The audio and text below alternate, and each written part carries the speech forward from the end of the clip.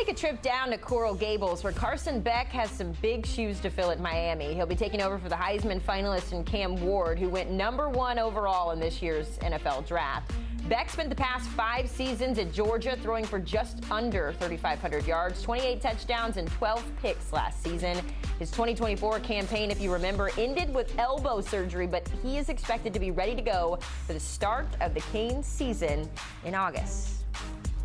For more on the Miami Hurricanes, we welcome in Canes 24/7 sports reporter David Lake and our host of the Cover 3 podcast, once again, our college football guru, Chip Patterson. David, I'll start with you because, as we know, things didn't end well health-wise for Carson Beck at Georgia. We haven't seen him suit up since December 7th of 2024 when he injured that elbow. So what can you tell us about his health right now as we get closer and closer to kickoff? Yeah, he started resume throwing, tossing in May. So it's just kind of a progress from that point. And all indications are that the recovery is going smooth up until this point. No setbacks up until this point. But certainly this is going to be something to monitor here all the way up until fall camp, which is, of course, beginning of August. So as long as Carson Beck's a full go August 1st, I think Miami fans should feel good about where things are at in terms of the wording coming out from Coral Gables with Mario Cristobal. But all indications are that things are going well. While Carson Beck was not able to go through the month of spring football, the coaching staff was pleased with the way he still integrated himself with the team in various meetings and getting to know the players and gelling with the coaching staff. So Miami certainly needs him to be, at least the Carson Beck of Georgia, and lead Miami against a very good Notre Dame team in week 1. Yeah, it's certainly going to be a tough act to follow, as I mentioned, because, Chip, you and I spent numerous times right here on this program talking about the quarterback that was Cam Ward at Miami. I know we have a very small sample size. I know it's not 100%, but based on what you know about Carson Beck, how different will this team look with him behind center as opposed to Cam Ward? Well, the one thing that he's got to his advantage is a quarterback-friendly offense, an offense where he is going to be able to really stress defenses with the playmakers that they have on the outside. They are so good along the offensive line. They will be able to protect him because Carson Beck, when he went through his midseason slump last year, it was when Tate Ratledge was out, when Georgia had offensive line injury issues, and we started to see that Carson Beck under pressure is a weakness, and he can work to get over that, certainly as he works on his own development.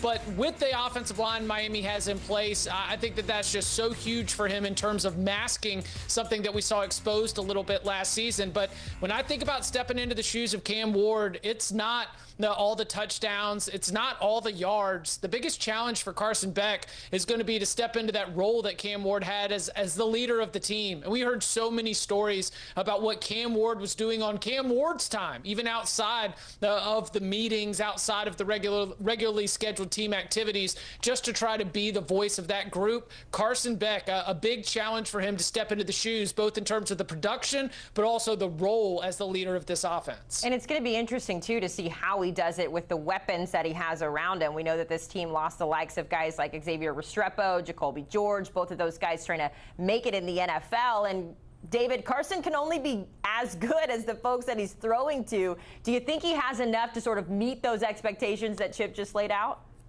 This is a big question mark for Miami going into this year. Not only is Miami having to replace its star quarterback, they have to replace their top 6 pass catchers from last year in terms of yardage, which extends to tight ends and running backs as well as wide receivers. So Miami has hit the portal hard to kind of raise the floor of that group with proven production guys like CJ Daniels from LSU, Brennan Marion from BYU, and Tony Johnson from Cincinnati. So those veterans come in with one more year of college eligibility and kind of, again, raise that floor. And then Miami's also kind of crossing its fingers that some of its younger talent that they signed through the high school ranks, JoJo Trader, Malachi Toney, and tight end Elijah Lofton are ready to take that next step. And that's where maybe that star potential could come from. Maybe if one of those guys can step up in a big way this season, that would be a big deal for Miami. And look, again, going back to this Notre Dame theme, Notre Dame is going to have one of the best secondaries in the country, and so Miami's going to find out real quick where things stand with their wide receiver group And as Chip alluded to when talking about Carson Beck and his transition to Miami, this is a receiver/passing game friendly offense in the air raid system. So it's been kind of a plug and play and produce type of situation, and we'll see if that holds true this year for Miami's group. David, one thing that just stands out to me that you just mentioned is that this is year 4 for Mario Cristobal, and the young talent, we do want to see him start to emerge. Mario Cristobal is one of the best recruiting head coaches in the entire country. He works his staff harder than about anybody, and they grind to get the results that have Miami winning on National Signing Day every single year. So what now? Now that we're starting to head into year 4, it's time for some of those young pups to grow up and have a big bark. And what has the development been like for those blue chip players that have come in there? I mean, you've got some like Francis Mauigoa who were starters right away, but they weren't all like that. So I am really excited to see at wide receiver in a lot of positions, whether it is the highly rated prospects, are they ready now that it's time to call their number? Yeah, and listen, it's interesting, Chip, that we have you on talking about a coach who has no fear in using the NIL and using the transfer portal, because a few minutes ago you were talking about Dabo Swinney just kind of dipping his toe in a little bit here. So I say that to say that Miami has not been shy, David, about using the portal here, and it seems like you're seeing that more and more in the secondary. What are you seeing in terms of how that position group is going to look, especially when you talk about the question marks there at wide receiver? So defense was a significant area Miami had to address after last year. We're talking about last year's offense in a lot of ways and how good they were. It was a generational offense for Miami that included the #1 overall pick in the NFL draft. And Miami still fell short of the 12-team college football playoff, which should not happen when you play in the ACC. And Miami fell short in the final week of the regular season against Syracuse. They were up 21-0. And the defense could not hold up. Specifically, the secondary was a problem as Kyle McCord kind of found his rhythm and ripped them up for the final 3 quarters of that game. So Miami went out to the portal, tried to flip that position group, and they're probably going to feature 5 new starters in the secondary. They returned O.J. Frederick, who was a true freshman All-American last year, and he is a good starter for Miami this year. But they went out and added Xavier Lucas from Wisconsin, Zechariah Poyser from Jacksonville State, Keontae Scott from Houston by way of Auburn, and Jacoby Thomas from Tennessee. So it's a totally new group. It's a group that, frankly, looks the part now, which wasn't the case last year for Miami's secondary. These are long, athletic body types that, for the most part, have played at the Power 4 level prior to this year. So frankly, last year Miami's secondary was probably its weakness on the team. This year I think it's one of the strengths.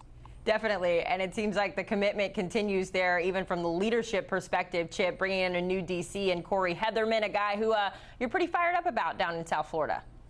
Yeah, I'm fired up about it too. I mean, maybe we won't have as many explosive plays allowed. Maybe we won't be getting too cute with our blitz packages and leaving half the field wide open for the opposition. No, I think Corey Heatherman was a fantastic hire. In my eyes, maybe simplifies things in a way that will let Miami's talent go out there and shine. You look at what he was able to do at Minnesota, what he was able to do at Rutgers, very just sort of stand up, straightforward, solid defense. And that's what I think this group needed more than anything. One last piece on Corey Heatherman that I do like, just sort of about his own personal story. He was a college quarterback who has now become one of the top defensive coordinators in the game. Something about the offensive quarterback mind that is now on the other side. It's like he's gone over to the dark side in some weird Jedi world. But he does have a sharp mind. He's a rising star in the industry and a great hire for Mario Cristobal. Listen, get inside your opponent's head based on your experience. It seems like a good opportunity